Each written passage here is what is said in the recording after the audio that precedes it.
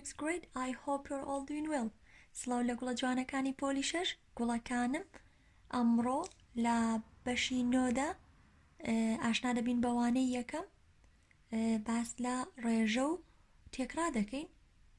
Yes, in this chapter we will have lesson 1 ratio and rate, page 198. In this lesson we will talk about how to write ratio and rate, and we will find the unit rate. Are you with me? Good job. Let's start. In this lesson, honey students, we have these vocabularies: ratio, equivalent ratio, rate, and unit rate. Okay, honey students? Now I'm going to talk about ratio. A ratio is a comparison of two numbers, a and b, and can be written as a fraction, a over b. Honey students, when we have two amounts, so you can write by ratio. گوڵەکانم ratio واتە ڕێژە. ڕێژە بەراورد لە نێوان دوو ژمارە دەکرێت. بۆ نمونە تۆ ئەی ژمارەیەکەوە بیش ژمارەیەک وەرەگرێت و پاشان لەسەر شێوەی چی نووسی لەسەر شێوەی فراکشن و هەروەها ئێمە دوو چیمان هەیە دوو ڕادە بۆ نمونە یعنی ئەو دوو ژمارەی کە هەمانە پێک هاتووە لە ڕادە ژمارەی سەرەوە پێڵین ڕادەی یەکەم و ژمارەی دووەم ئەوەی ژێرەی فراکشنەکە پێڵین ڕادەی دووەم.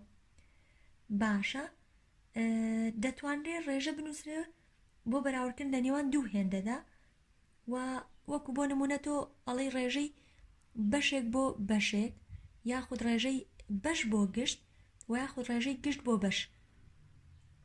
باشە گوڵی من ئەگەر هاتوو ئێمە بۆ نمونە کتێبەکانی خۆتان پێک هاتووە لە چەند بەشێک وانە تۆ بەشێک لە گشت وەرەگری یاخود گشت بۆ گشت هەموو بەشەکان دیاریەکەیت و یاخود گشت بەسەر بەشاواتە هەموو چاپتەرەکان لە چەند بەش پێکاتوە. باشە گوڵی من کاتە تۆ هیچی بەکارێنی ڕێژە هیت بەراورد لە نێوان دوو هێندەیەکەیت ژمارەی سەرەوە پێڵین چی ڕادەی یەکەم و ژمارەی خوارەوە پێڵین ڕادەی دووەم. باشە گوڵی من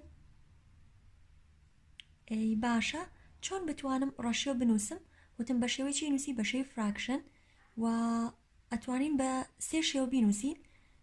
بۆ نمونە ئەگەر هاتوو من ژمارەی ئەو ژمارەی کە هەمە ئەی بە یەکسان بێ بە دوو و بە بیش یەکسان بێ بە بۆ نمونە 38. باشە من چۆن ئەم دوو ژمارە بکەمە سەر شێوەی ڕەشیۆ؟ هیچ یەکەی بە سێ شێوە ئەتوانی ئەڵەی 2 separate 38 بەم شێوەیە یاخود 2 to 38 واتە 2 بۆ 38 ڕێژەی 2 بۆ 38 یاخود وتمان بەشەی چی نووسی بەشەی فراکشن ئەڵەی چی گوڵەکەم the first term is 2 واتە ڕادەی یەکەم لەسەرەوە نووسی پاشان the second term we write in denominator, yes, 2 over 38. So 2 is the first term and 38 is the second term. So we have 2 to 38. کاتە گوڵی من بەم سێ ڕێگایە ئەتوانین ڕەشیۆ بنووسین. So you can write a ratio in 3 different ways: first, second, and third. گوڵەکانم کەواتە وتمان ئەتوانین بەم سێ ڕێگەیە بنووسین. گوڵەکانی من ئێستاش نمونەیەکتان بۆ نووسم و هەروەها ئەو نمونەیە بە شێوەی ڕێژەی ئەنووسین واتە بە شێوەی ratio. So every fraction is ratio کەواتە هێم نمونەکە لەسەر شێوەی فراکشن ئەنووسم. ئەتوانی بەم دوو ڕێگەشیان بنووسیت بەڵام وا باشترە بە شێوەیەکی بنووسین فراکشن. بۆ نمونە ئەگەر هاتوو بڵین 1000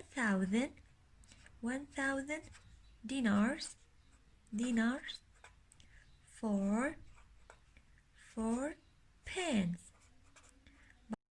باشە گوڵی من ئەگەر هاتوو بڵین نمونونەکە بە شێوەی ڕێژەی بنووسە کاتە تۆ ئەتوانی یەکێک لەم ڕێگایانە هەڵبژێریت و بینووسیت بەڵام وا باشترە بە شێوەی چی بینووسین بە شێوەی فراکشن بە شێوەی کرد باشە گوڵی من ڕادەی یەکەم بریتە لە چەند 1000 dinars دەست خۆشکەواتە we write 1000 and we write the fraction 1000 is the first term and 4 pence is the second term.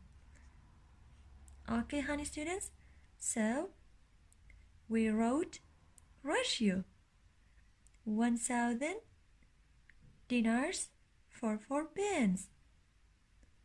کەواتە گوڵی من هاتم نمونونەکەم لەسەر شێوەی ڕەشیۆ نووسی وتمان هەموو فراکشنێکیش ڕەشیۆیە every fraction is ratio گوڵی من کەواتە بە 1000 دینار من 4 جافم کڕیوە کەواتە ڕێژەی ئەو پارەی کە من بۆ 4 جاف سەرفم کردووە 1000 دینارە ئەگەر هاتوو وەڵامەکەم ورتر کەمەوە واتە بۆ هەر جافێک چەند دینارم سەرف کردووە تۆ هیت ڕادەی یەکەم و دۆمیش دابەشی چەندێکی دابەشی 4ێکی ئەو کاتە پێڵێکی یونت ڕیت پاشان پێتانەڵێم کاتێک یونت ڕیت دەدۆزیتەوە ئەبێ ژێرەی فراکشنەکە یاخود ڕادەی دووەم ببێ بە چەند لەگەڵ مابن ئەگەر هاتو یونت ڕیتم بۆ باس کردیت هێمۆسەر ئەم نمونەیە باشە گوڵی من Now I'm going to talk about equivalent ratios.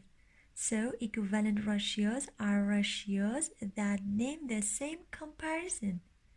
گوڵەکانم equivalent ratios واتە ڕێژە هاوتاکان ئێمە ساڵانی پێشووتر چیمان هەبوو equivalent fraction و بە هەمان شێوەیە گوڵی من ڕێژە هاوتاکان واتە ڕێژەکانی دەنوێنرێن بە کەرتە هاوتاکانی باشە ئێمە دوو ڕێگەمان هەبوو بۆ ئەوەی هاوتای فراکشنێک بدۆزینەوە how to find the equivalent fraction گوڵی من ئەگەر هاتوو سەیری ئەم نمونەیە بکەین write 3 equivalent ratios yes we have 6/9 how to find the equivalent ratio so we can divide both terms by the common factor گوڵەکانم ئەتوانین هەردوو ڕادە دابەشی کۆلکەی هاوبەشی بکەین باشە کۆلکەی هاوبەش لە نێوان 6 و 9 ئەبێت چەند بێت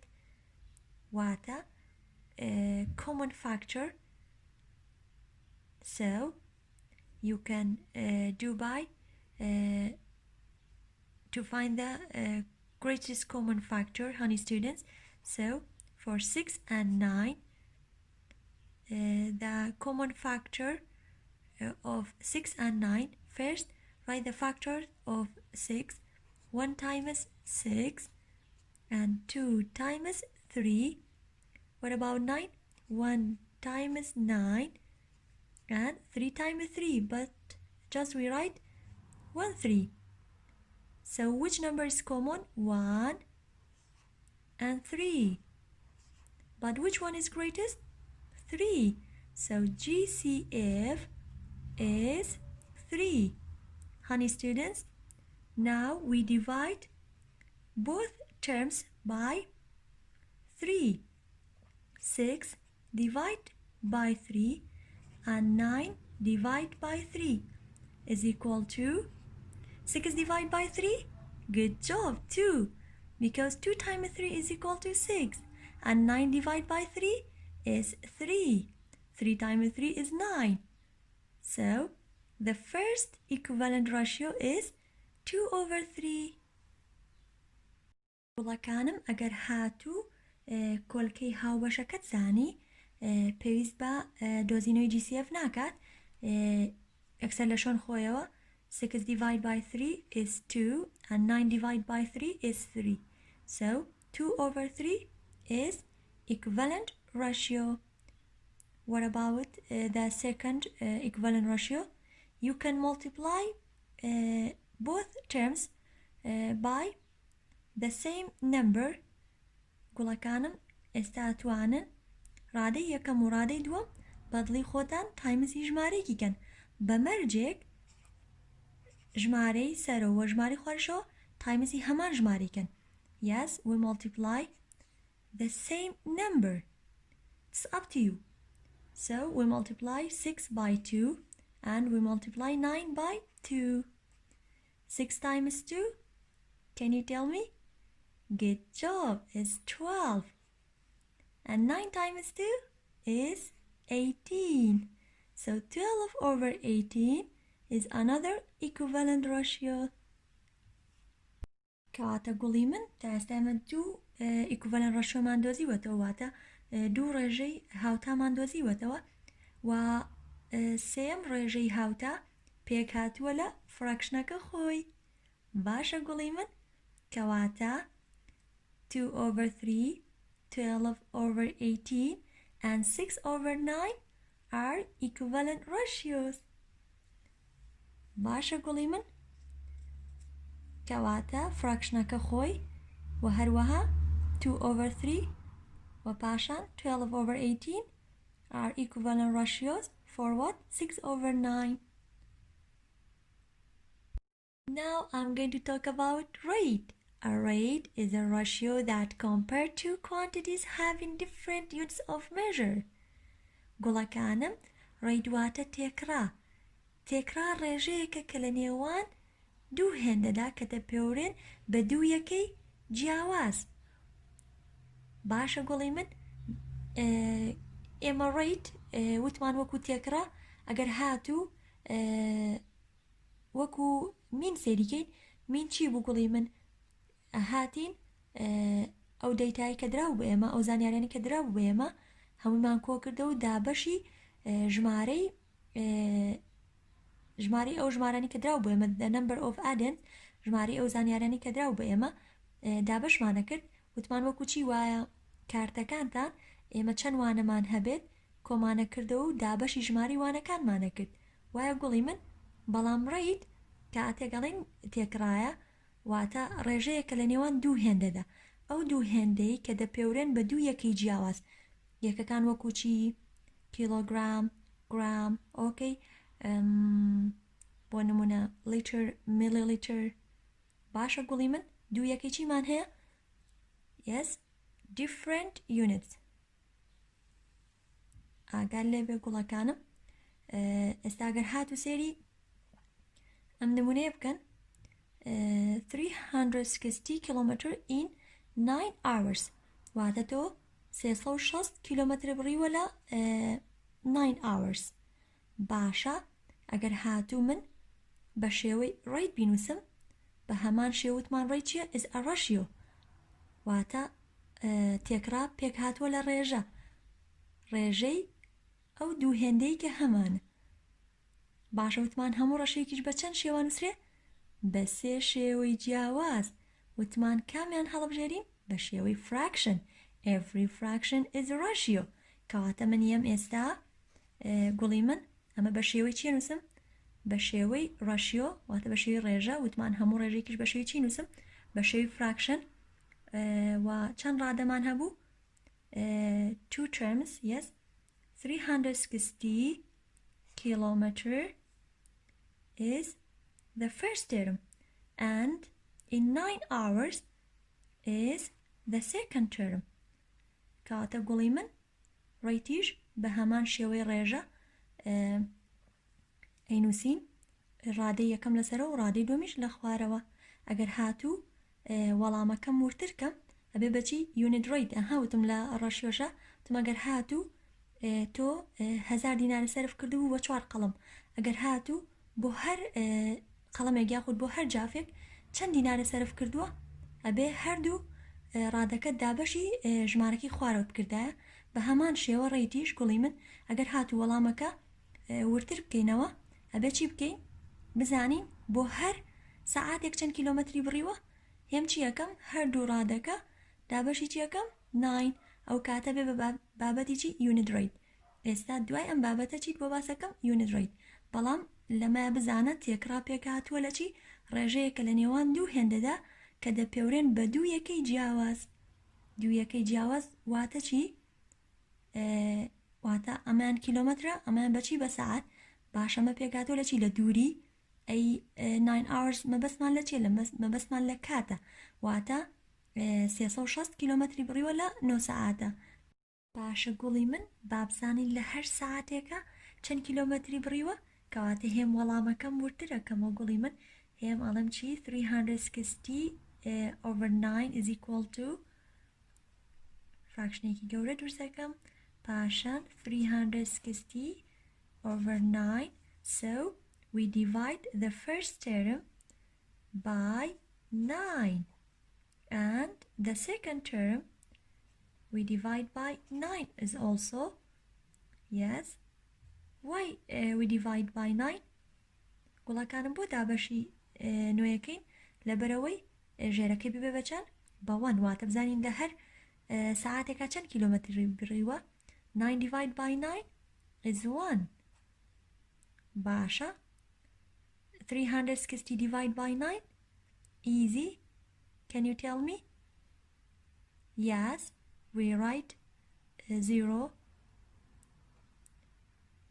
and 36 divide by 9 easy yes 4 because 4 times 9 is 36 گوڵەکانم ئەگەر هاتوو بەم شێوەش نەیکەن ئەتوانن بە long division ئەنجامی بن بەم شێوەیە 360 divide by 9 3 divide by 9 no 36 divide by 9 yes 4 times 9 36 so we subtract 36 from 36 yes 0 0 and then we bring down the 0 can you divide 0 by 9 no so we put 0 in the cushion باشە گوڵی من کەواتە بۆ هەر ساعتێک چەند کیلۆمەتری بڕیوە 40 kilometers so you can write